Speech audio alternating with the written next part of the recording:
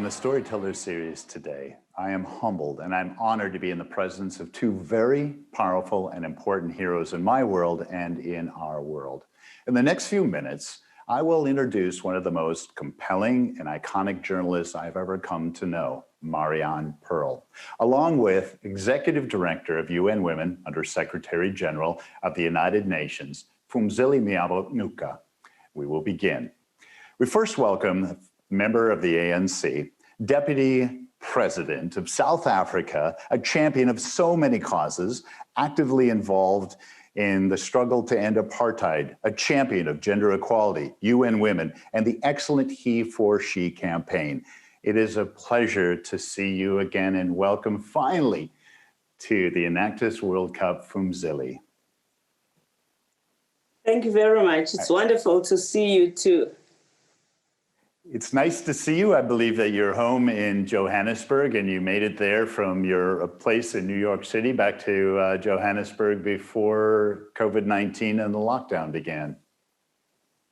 Yes, I'm locked down in South Africa, trying hard to flatten the curve. Thank you. Well, there's many places not to be locked down, but one of them would be in South Africa and Johannesburg. So pleasure for you to have you here today. Welcome to StoryTellers series. You live a very colorful story. Today, you are inspiring even more stories. We are surrounded with an audience of next-gen leaders of all gender balance, of all backgrounds, of all countries, working in over 70 countries. We have 32 countries actually competing this year at the World Cup. Phumzile, if you could take yourself back to your 19-year-old self, was this the journey that you ever imagined for you in your life? Not at all. I never thought I would be in politics, and I never thought I would be part of the multilateral organization. So this journey chose me. I did not choose it, but I'm definitely not complaining. And if I were, however, to talk to my younger self and looking at where things are today and how slow change and progress has been, I would have been much bolder when I was younger to push for change. I would not have wanted incremental change.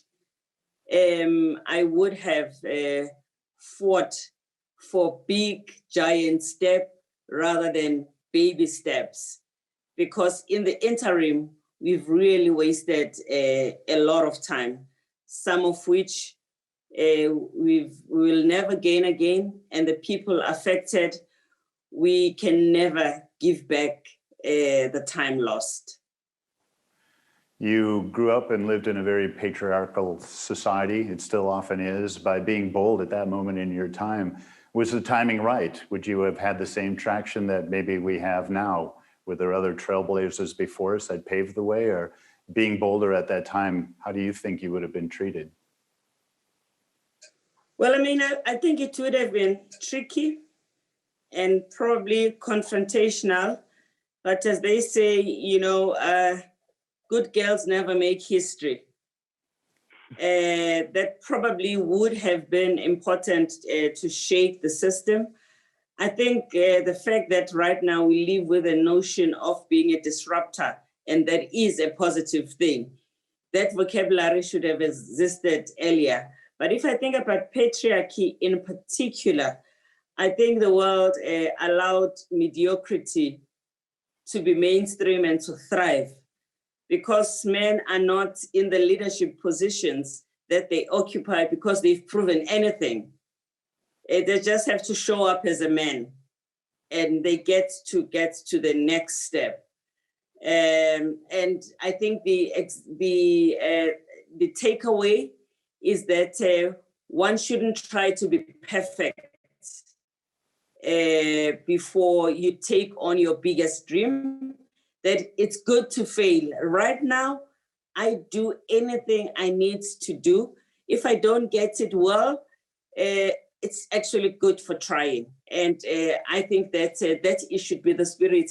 And when you are young, it's even fantastic because young people have no vested interest in the status quo. So they can mess it up. It is okay to do that. Well, Phumzile, you have never been short of any spirit. You've always been full of joy, even when trying times like today hit. And life is hitting us hard in 2020, but apartheid was hard. And it's far from over. Gender violence, racial injustice. Are we getting somewhere?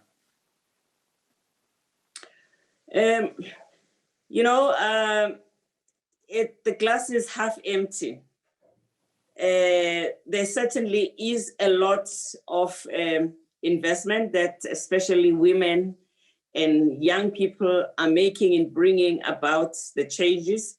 The fact that in many countries you have got young women who are trying to end child marriage. I mean, that's a big thing to take on, but they are there, they're in the forefront. It is refreshing to work with them.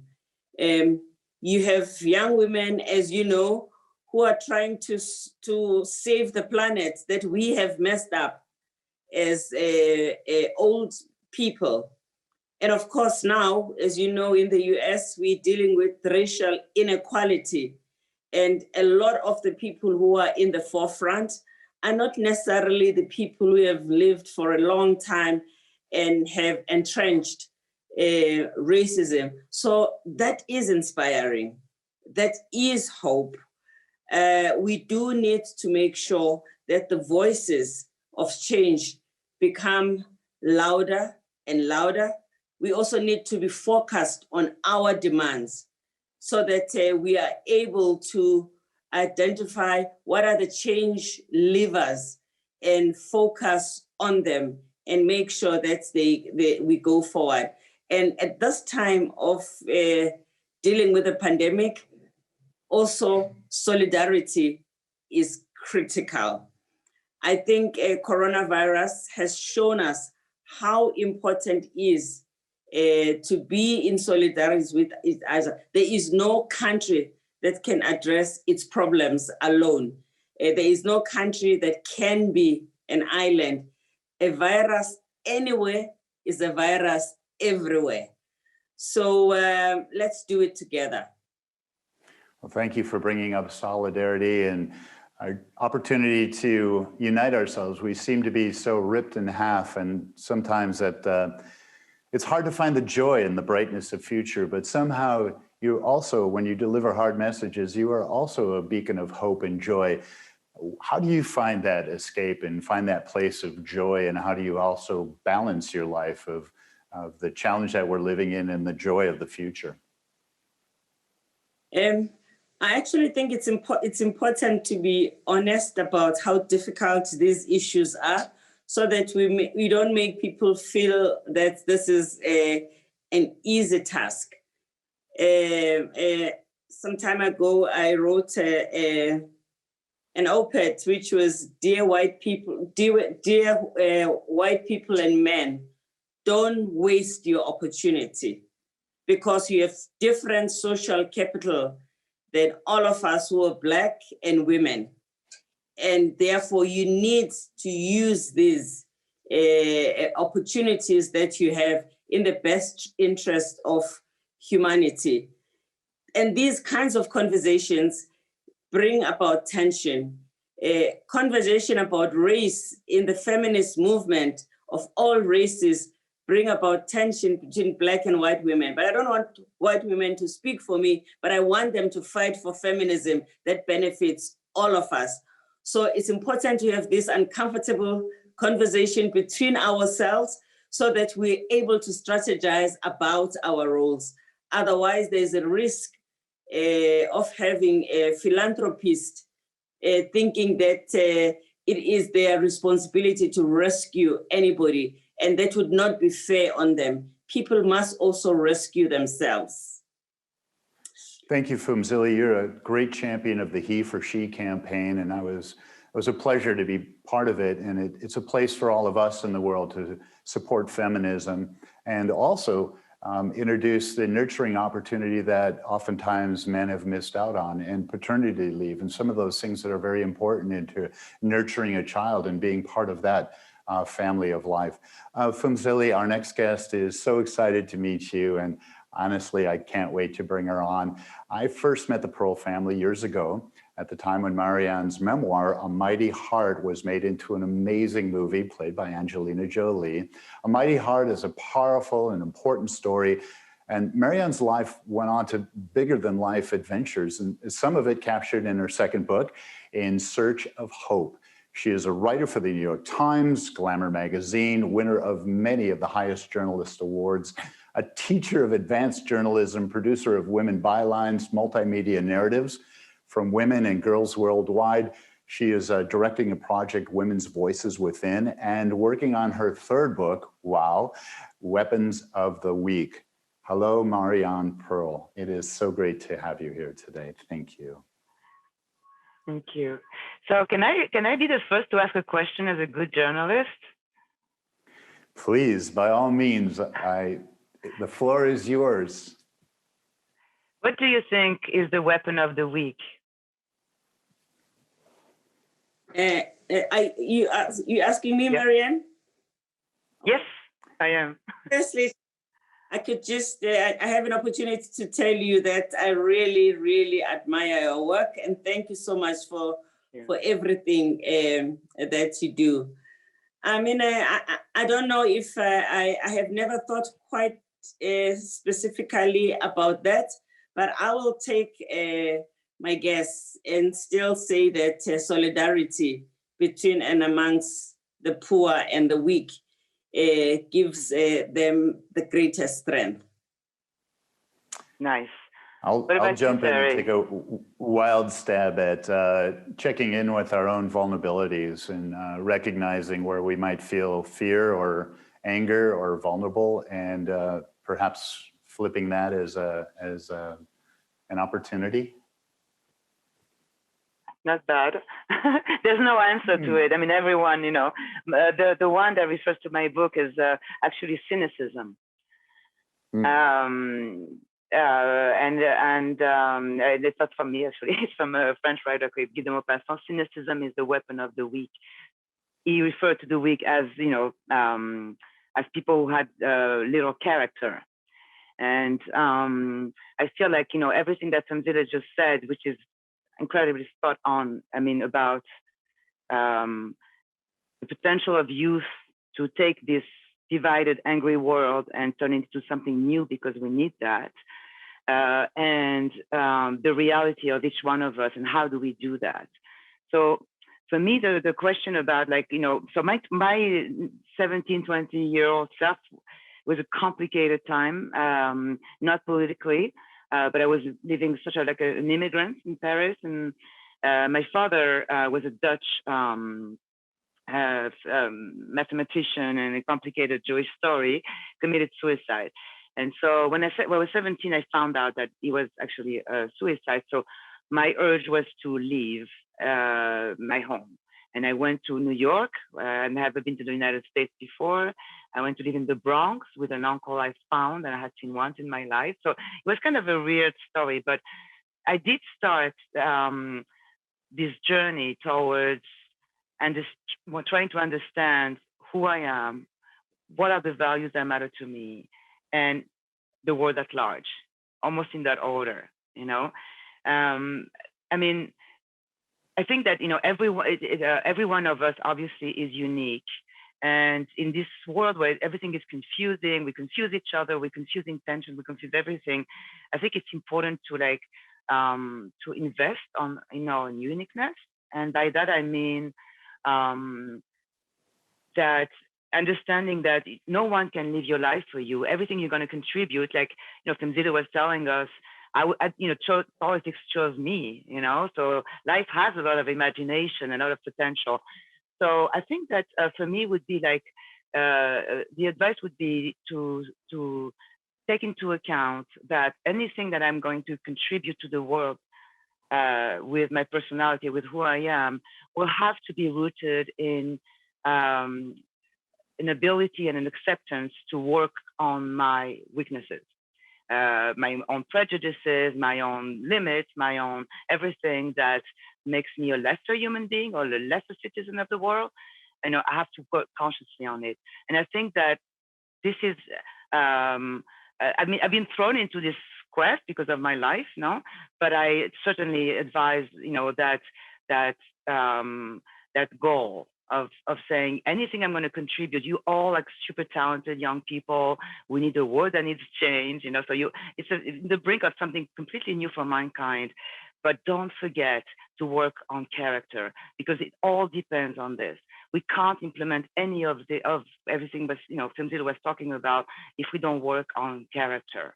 And certainly in the world of women and the violence that's still, prevalent against women, which is incredible in 2020. And, we're going to talk about it soon about India, but it's incredible the level of violence that's still happening.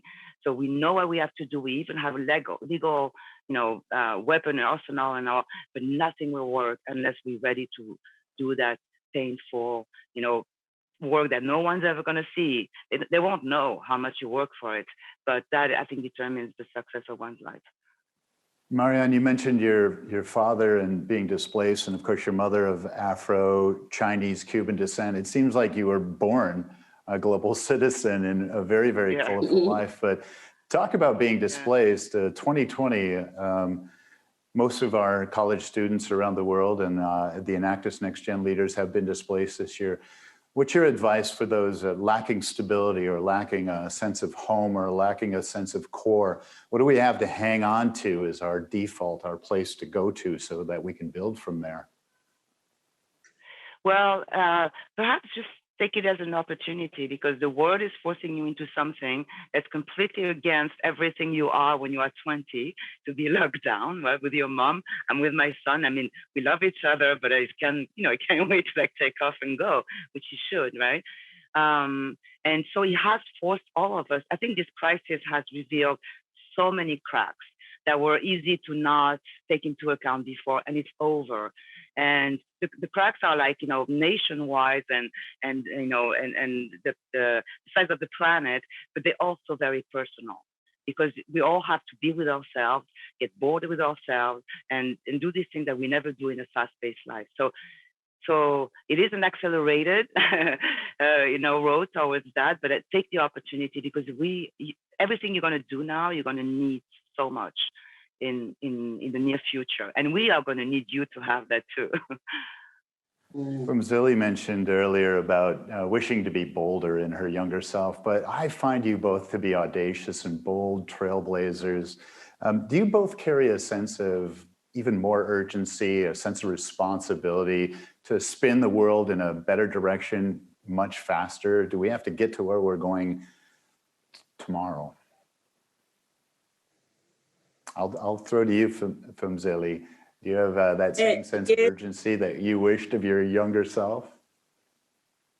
Yeah, I don't necessarily wish to be younger, but I wish to do things faster now, because I think I now know that the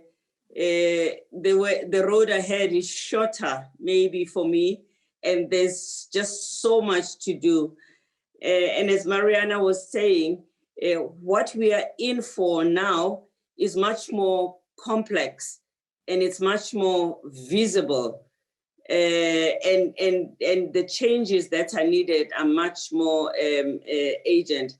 I also think something that really consumes me a lot now is the importance of being intergenerational in solution making, ensuring that you can have the younger people almost standing on our shoulders, so that they can see far in the world that they will be when we are not there. But nevertheless, they should get something out of our experiences, so that they can either discard our mistakes or learn from our experience. But nevertheless, they do need to immerse themselves in our experience, because there's no shortcut to experience. You do need to do time. in order to acquire the experience, even if it's bad experience. So that fusion that is open, where you respect the freshness of the young minds, the innovation, the life that they live that sometimes we don't even understand. It's important to find a place where you connect. Thank you, Phumzile. You know, Mariane, you both provide such great hope and such great information and such great empowerment for the young women of the world and something to look up to. But I also know you have a young man headed to college this year. Adam, I have a young man. What's your advice to the young men of the world entering into college? What's our place? How can we be more supportive, more anything or less of something? Right. Well, I think just about the young women, I just want to say something about that because I feel like this is such an incredible time. Because I mean, as a journalist, and 13 years ago, I started doing work around women, and I went to 18 countries in which I wrote the story of a person who had stood up alone and as a result changed the lives of many, many people. So for instance, there was she was like 17 at the time, year-old Colombian girl who became the first, created a group of children from this Bogota suburbs who became the first group of children to be nominated for the Nobel Peace Prize, actually. So, but she was alone. She was on her own, and she saw her best friend die, and no one was going to do anything about it. And she realized that the adults were like completely overwhelmed and just took violence as a granted and things like that. So, what I'm trying to say by that is that this is the first time in history that women all over the world, young women all over the world, but also not so young, are standing and talking, but for the first time. Right? So, for instance, I mean, obviously, I do a lot of women's stories and all this, but I also work with, like, for instance, young women, and I was having a conversation with this young girl. She was like 14, who was locked in her house, and she managed to contact with me, and because her parents said that she couldn't go to school if she didn't get FGM, right, genital mutilation, and she told me, I'm not going to get that, and I'm going to get an education. And she was in a village like far away in the eastern Kenya, and she didn't have Facebook or Instagram or social media that are telling her what's right and what's wrong. She had enough, and I think it's a little bit like apartheid in some ways for me. I feel, it's like there comes a moment that's enough. It's over, and I think young women are saying that, right? That it's over. That's it. Like, they're not going to take it anymore. So that is the most, I think, transformative element that we ever, that we have in our world, and maybe ever, because it is half of humanity, of people who are super trained in human condition and they know everything, corruption, violence, everything that we're going through. They're suffering more. So for me, these people are very much potential leaders. And my investment in journalism, in telling stories of young women, in some ways is political, because I do think that this leadership is not going to come from others than ordinary women who have been doing the work and have done the time, as Phumzile said. Thank you, Mariane. Also, I think yes. Now I'm just saying to add to what Mariane is saying. I mean, this sense of radical impatience that the younger people are getting it. And sometimes we may get frustrated about how they seem to want instant gratification. But when it comes into human rights and they want instant gratification, they do not want to waste time having their rights violated. That is so welcome, because I think we come from a generation where patience was made to be a virtue, even when patience was working against common good. So it's good to see this radical impatience, because hopefully it is going to take us faster and further. But also, it's important to keep the hope because we have no other option. We cannot abandon the project of addressing the human conditions. There is no opting out of that path. Thank you. I really appreciate it. A great role is listening, and oftentimes we take listening as passive, but I find it to be very active. And I'm still coming back to you, Mariane, and the earlier question of young men in the world, and I know you have one entering college. And where can we better play a better role, and how can we better support women as young men, for young men who are listening and watching entering the first year of university at 19 years old and 20 years old? What's your advice to them? Well, to be honest, I've thought so many times of like the world I grew up in, and even though it was messy and all of that, but there was an appetite for the world and for adventure that I think here now is damaged. That we need to reopen our curiosity and our understanding that, talking about human condition, we have new tools and we have technology, and it allows us to get together, even though we're not together. It's fantastic, but nothing is going to ever replace human bonds, right? So I think that, as Phumzile was saying, solidarity. I think reach out for solidarity, reach out for what matters. Like, discard things that you see as not interesting to you, exercise your curiosity like a muscle. I say that to journalists, like, ride the bus, talk to the people, record the history. We're in danger of like simplifying everything to a point of like, a threatening point, no? So let's come back to reality and its complexity. Let's embrace it. And I think I would say that is like, listen, you're young and it's a mess, but it's the world and it's your world. So just learn, take on information, do your craft, learn from the best, get an internship with Phumzile and learn from her and do these things. And then discard it all and and come up with your own thing. I know it's a big order, but I think that it translates into everyday thing. But really, if you want a solid ground, it's not politics. It's not going to give it to you today, or human behavior or character. It's not that. It's going to have to come from within. And also, that our leaders have to have this capacity, and they don't. And that's a big problem.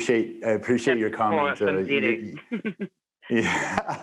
You're young. The world is a mess, but it's our world. And when I refer to my son Elijah, he often says, "Dad, it's like you guys threw a party and you expect us to clean it up." And I said, No, son. As long as we're alive and we're on this earth, we're all in this together. There is no passengers on earth, only crew. So earlier I sent you both a short article from a young writer of Annapolis. Her name is Akriti, and it is called Indian's Daughter. Indian's Daughter. It is a very strong statement of the rape culture and how young girls growing up in India can change this forever.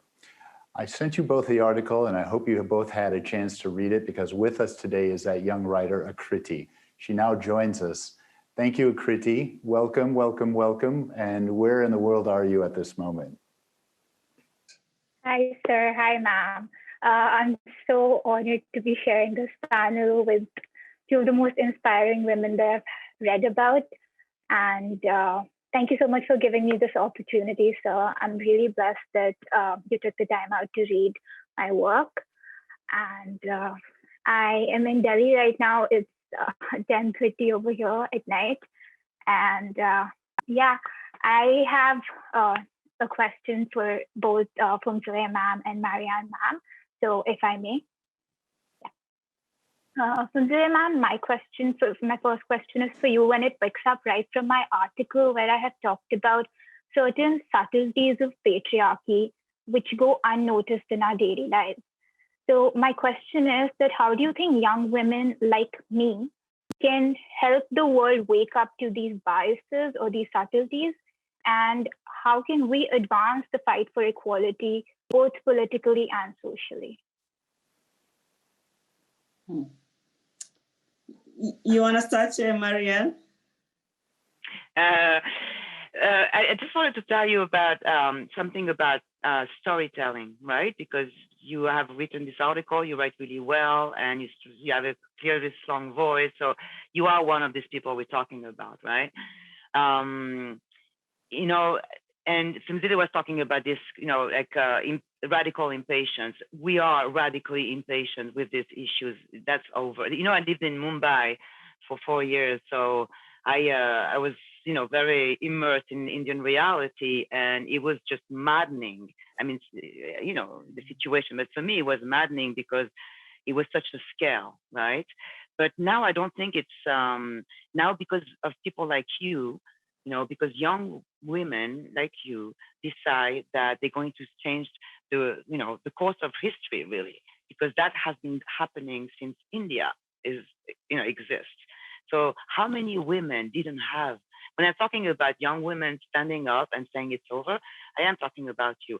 And I'm also talking about all the women before you who never had a chance to say anything, or were raped but were not, you know, rich, or, you know, or, you know, the situation, right?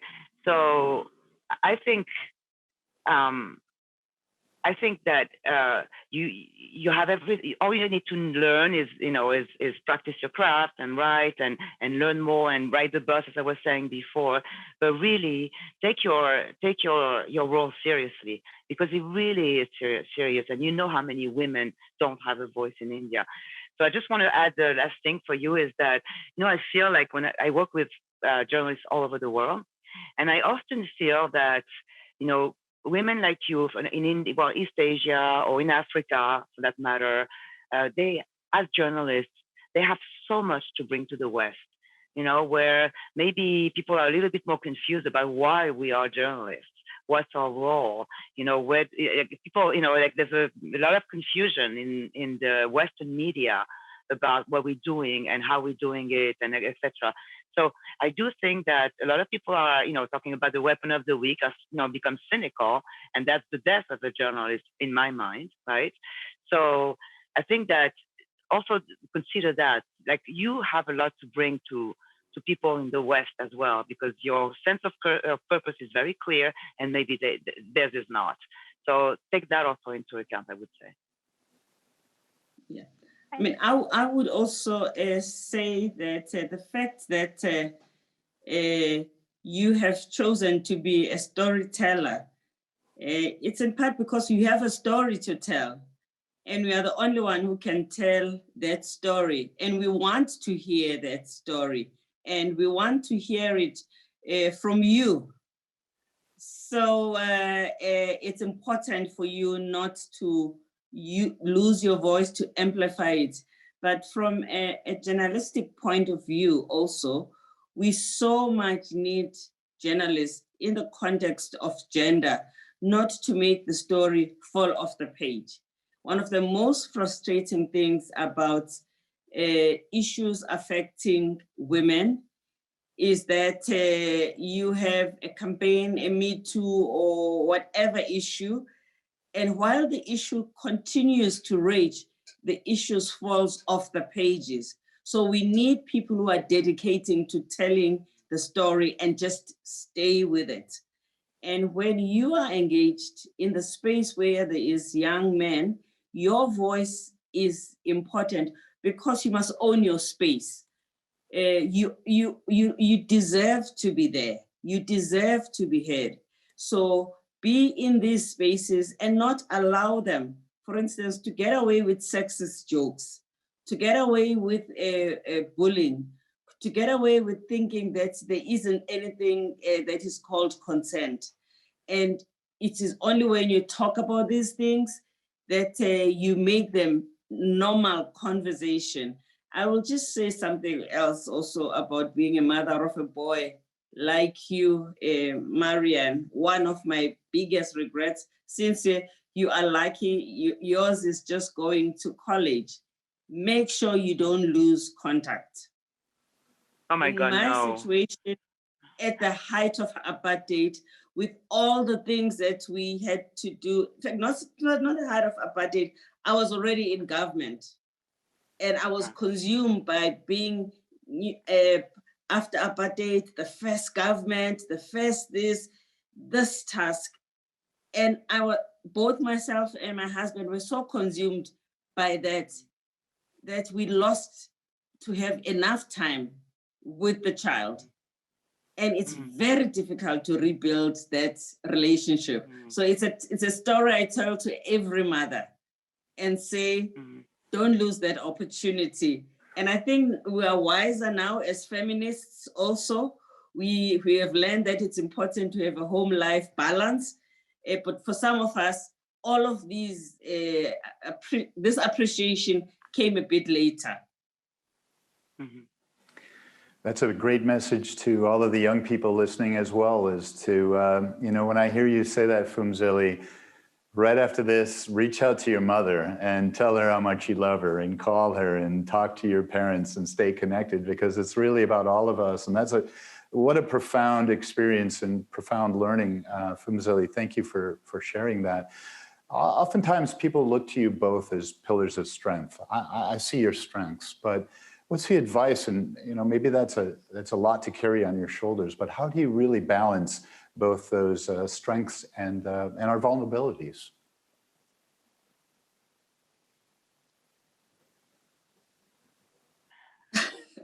Yes, it's still hard, but I think now I try harder, to find that work-life balance, and I try to also make up and create memorable moments. I think now I appreciate much better that it's not going to be how many meetings I attended. That is going to create the community of people, friends, relatives that I have a closer understanding with. But it's the number of moments that are memorable that I'm able to share with them. And so it's almost like you have to remind yourself, I'm not doing this meeting, I'm actually doing this, I'm just chilling. Put the chilling in your diary. And give yourself that time. Have a Google alert.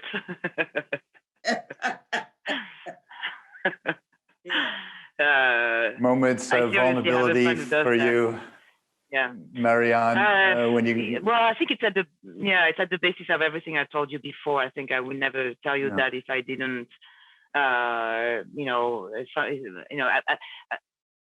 I'm also Dutch, a Cuban, and all that, and that, but I'm also a Buddhist, and I live in Spain, so I'm like the most, not attached to one country person, or attached to all.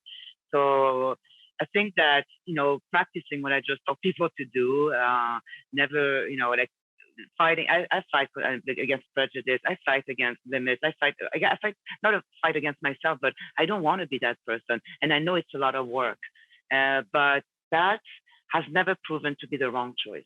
Never. It's very powerful. Weapon of the Week. I'm looking forward to opening up the great book and great future. I know you've got a lot of things on your plate, Mariane, and we can't wait to hear your next chapter, each and every one of them. You are a powerful journalist, an icon, a great beacon for us and as we navigate this crazy world. Phumzile, just days away from the UN General Assembly. Anything we should be alerted to? How are you preparing? I'm assuming that you will be attending from your home in Johannesburg, but what can we look forward to in this assembly this year? Well, I hope I'll be back in New York by that time, even though it will be mostly virtual. I actually think that we really all have to call for leadership that has a vision. As you know, the United Nations will be 75 years old this year. We will be marking the 75 years of the Beijing Declaration. These are really big milestones And the UN came after the Second World War, when the world was in a crisis, and a very bold and a big vision was put forward. And there were people who gave their everything in order for this vision to hold together. We need that quality of leadership right now in the world that is going to commit itself to see through a vision that is not meant for one country and that is meant for the world. It's much harder because of the way the world is today, the disunity, etc. But we need to call for that. We need to appeal for leadership. And some of it is going to come from us, young people, women, people that are left in the margins of society, to really pull together. We have an opportunity in this crisis to leverage an opportunity. So let's all talk about it. Let's make sure that these leaders hear this message. Thank you both. I invite you to experience more of the Enactus World Cup 2020 and part of our lead change. And this morning I woke up and I saw the many faces, just a beautiful mosaic across 32 countries of our next gen leaders. And it reminded me the reason I wake up in the morning is because of people like you, Akriti. You are the beacon of hope for the world. I'm so honored that you are here with us today, Akriti. Phumzile, amazing. Mariane, Pearl, thank you kindly. It is a great pleasure to be in such great company. Thank you so much for enjoying the Enactus World Cup 2020. More to come.